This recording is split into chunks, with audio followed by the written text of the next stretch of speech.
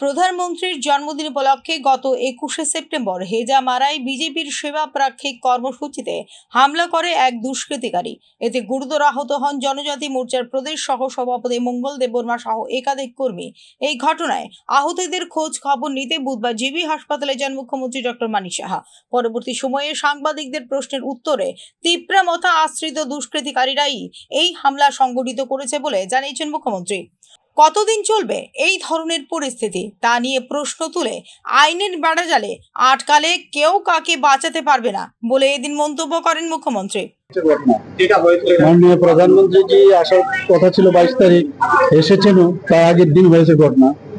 এবং আপনারা সবাই জানেন যে ভারতীয় জনতা পার্টির ওইখানে হেজামারাতে যে আমাদের মন্ডল আছে তার উদ্যোগে যারা আমাদের ট্রাইবেল মহিলারা আছেন সেই মহিলাদের বাচ্চা দেওয়ার একটা কার্যক্রম ছিল এবং সেখানে প্রায় 250 থেকে 300-300-র উপরে মহিলা যা শুনলাম প্রায় ওখানে জমায়েত ছিল এবং তাদেরকে যখনই বাচ্চা দেওয়ার যে ব্যবস্থায় বিতরণ করছিল তখন আমাদের একজন সাংবাদিক সেখানে ও ভিডিও করছিল। সাংবাদিকের তো কোনো রাজনৈতিক পরিচয় নেই। ওখানে যাওয়ার পর যেহেতু এটা ভারতীয় জনতা পার্টির কার্যক্রম সেই কারণে তুমি ভারতীয় জনতা পার্টির কার্যক্রমের ফটো তুলতে পারবে না এই বলে তাকে মারবার উদ্দেশ্যে যা দেখলাম তার ওর থেকে আমি খবর পেলাম যে এবং সে মারবার উদ্দেশ্যেই কিন্তু তারা অ্যাটাক করলো তাকে।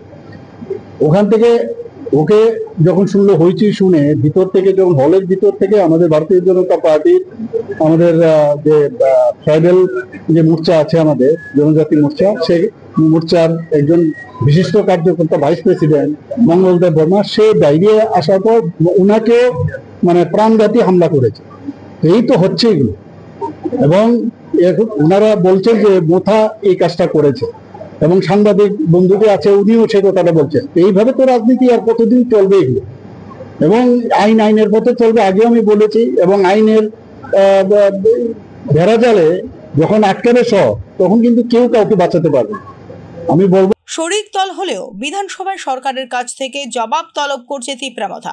শুধু তাই নয়, এ ধরনের আক্রমণের মধ্য দিয়ে করা হচ্ছে চক্রান্ত। মান্দায়ে পুড়িয়ে দেওয়া হয়েছে বিজেপির মন্ডল অফিস। এবার আইনের পথে চলবে, পুলিশের কাজ করবে। এই ধরনের রাজনীতি গ্রহণ করে না মানুষ বলেও এদিন উল্লেখ করেন মুখ্যমন্ত্রী। বলবো যে আইনের পথে আমরা চলবো। আমাদের সরকার সেই চিন্তা ভাবনা আমরা অলরেডি ডিসিশন নিয়েছি, সেইভাবে আমরা এই বিষয়ে কি উত্তর করতে কোনো কারো কাছে যাওয়া হবে না? এগুলো তো নিশ্চয়ই যাচ্ছেও। আজকে তো মিডিয়ার দৌলতে সবাই জানছে, সবাই দেখছে এগুলো এবং এগুলোর একটা শেষ আর আলটিমেটলি হবে। মানুষ সেগুলোকে কোনো অবস্থায় অ্যাকসেপ্ট করবে। আসন্ন উপজাতি স্বশাসিত জেলা পরিষদের নির্বাচনকে সামনে রেখে পাহাড়ে নিজেদের অবস্থান ধরে রাখতে মরিয়া হয়ে উঠেছে তীব্রামথা বলে মনে করছেন রাজনৈতিক বিশ্লেষকরা।